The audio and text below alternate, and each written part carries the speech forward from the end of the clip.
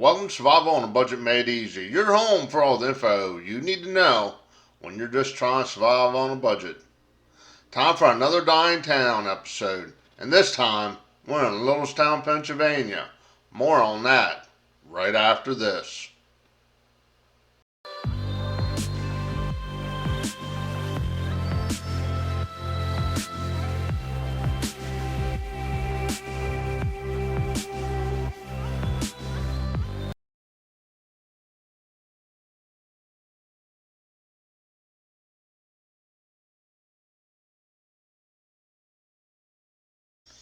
Welcome back to Survival on a Budget Made Easy. Like I said, we're going to be taking a look at another dying town, and this time it's Littlestown, Pennsylvania. I used to work here a few years back. It was a great little town. Well, I guess it kind of is still a great little town. But it's just really sad to see what happens when one major factory closes and kind of like the whole town dies out.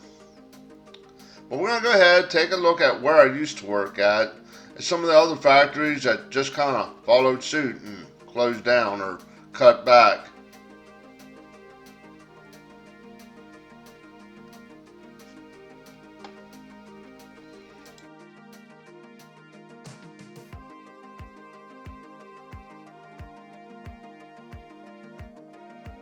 Off here to your right, you'll see a garage. It used to be a garage / gas station. That's closed down. Up here on the corner used to be a little corner store, and that's gone. Over there to your right used to be a restaurant, coffee shop. I forget what all it's ever been. And off there to the left, that big building, well, that used to be a bank, and guess what? That's shut down. This little town here used to be full of shoe stores, hardware stores, movie theaters. Off to the right was like a little convenience store, grocery store type thing, and they just ended up tearing that down. It had a couple of bars on the street too. One's permanently closed, and I think the other one's just kind of hanging on. We're going to turn here to the right. We're going to go check out the foundry. Now, the foundry used to be a pretty big business, but that's actually slowed down too. They're fixing up the building, but the work's just not there. The parking lot used to be packed full and it used to run constantly. Nowadays, well, it just kind of runs.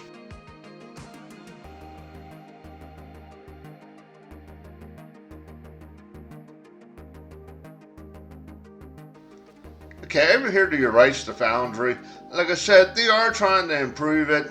They put on a new roof and they're fixing things up. Unfortunately, the jobs really aren't picking up.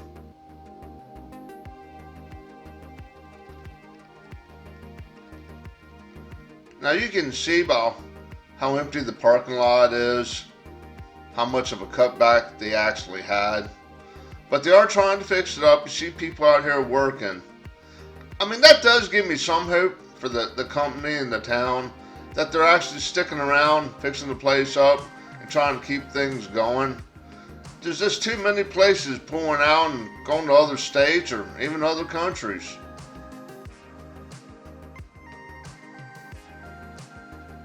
Okay, we're turning off Main Street and heading back to a couple other factories. Now, if you notice, these houses look ran down. It's kind of sad. This used to be a really nice neighborhood. It's still a nice neighborhood, but once people start losing their jobs, well, you don't have the money to maintain the house. A lot of these people that actually live on the street used to actually work with me at the cabinet factory. Okay, we're going to go ahead and turn in here. Now, this is another factory.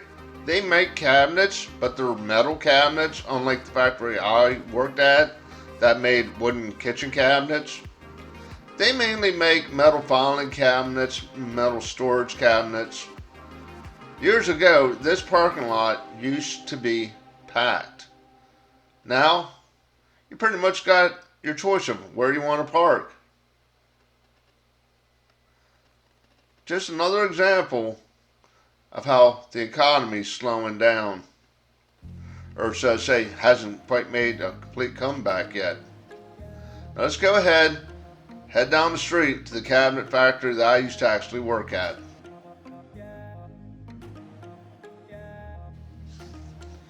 Here's the cabinet factory I used to work at, and once again, this parking lot used to be completely filled with cars.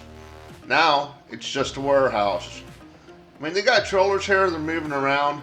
Right there where those bay doors are was the receiving part of the plant. They bring the lumber and material in on that side. We'd make the cabinets and ship them out the other side. We basically did it from the stump to the wall. Right in front of you is another factory. Well, used to be another factory. They're now closed. We're going to turn down the street here so you can actually see how big the cabinet factory was. And you'll notice there's a lot of vacant lots.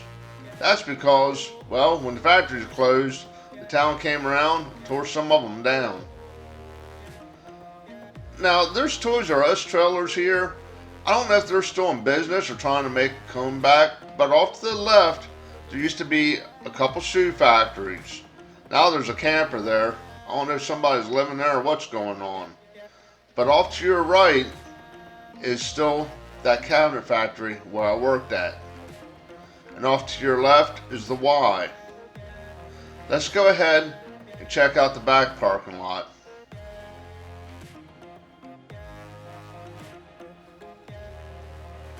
Now here's the back parking lot. Now once again, I'm telling you, when I worked here, it was packed. It was completely full.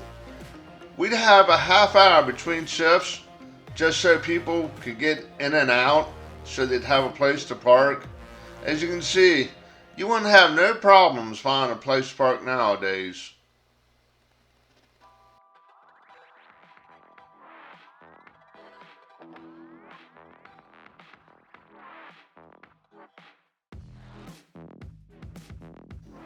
Off to the right used to be a car dealership, but we'll talk more about that here shortly. Over here to the left used to be like a satellite branch of a bank. They had a drive-through and drive-up ATMs. Well, when the plant closed, people stopped having paychecks to cash and stopped making withdrawals, so they just went ahead and closed it. Over there to your right is a little pizza shop. That's changed hands a countless number of times, but it's good to see it's doing business, doing something.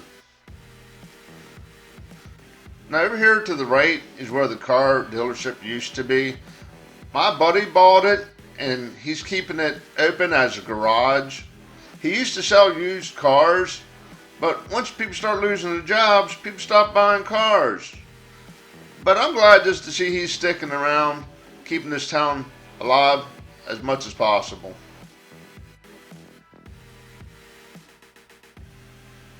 I get a lot of questions about why I'm moving. I mean, it is nice that I'm going to be debt free and live in an area that has a lower cost of living. But if you've been following this Dying Town series, you kind of see my dilemma. Where I live, we're in the top 10 states with the highest unemployment. And where I'm moving to has one of the lowest rates of unemployment. So you put that with debt-free, low cost of living, it's kind of tempting. It's not a real easy decision for me to move. I've lived here for quite a few years now. I worked here quite a few years. I just think it's time to cut my losses. A lot of these towns are just becoming bedroom communities. I mean, you come here, you sleep, you get up, you go to work. I was driving 45 minutes one way to get to work. So I'm looking at an hour and a half a day of my time being spent just to drive to make a paycheck just to stay in debt.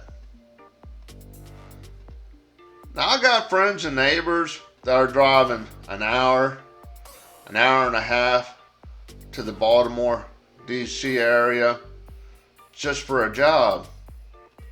So you're looking at 2 to 3 hours every day of your time spent in an automobile, stuck in traffic. To me, It's just not really worth it. I stuck it out about as long as I can. So I think, like I said, it's just time to cut my losses, move on, start over. I know it sounds kind of depressing, and I don't mean it to sound that way. There's a lot of good people in these small towns, and they're just doing the best they can. Okay, hope you enjoyed the video. Do me a favor, click that subscribe button, and as always, thank you for watching.